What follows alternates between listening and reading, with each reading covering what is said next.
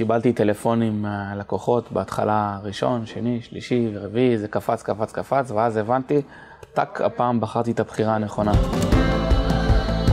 שמי ערן עיני, אני מנכ"ל בית המתקינים. החברה שלי מוכרים אביזרים ומזגנים לכל חלקי הארץ. פעמיים בשנה אני נותן שי לחג ללקוחות הטובים ביותר, אני בוחר 60. שנים עברו, מה שקרה בעצם זה שעבדתי עם כל מיני ספקים שנתנו לי עוגות, וחלק מהעוגות היו עם עובש, נתנו לי סירים שהמכסה לא התאים לסיר. החלטתי ללכת הפעם על משהו שונה מהרגיל, אז התה סרמוני הגיע לי כמו כפפה ליד. הלכתי על המארז הכי מיוחד ויוקרתי של סרמוניטי. האריזה בעצם הגיעה בקופסה שחורה, יפהפייה. מה שהיה בעצם בפנים זה קנקן, שוקולדים, סקיקיות תה בשלל טעמים. החוויה הייתה מדהימה, עוצמתית. אין ספק שזה שווה גם לכיס וגם ללקוח, וכולם יוצאים מרוצים.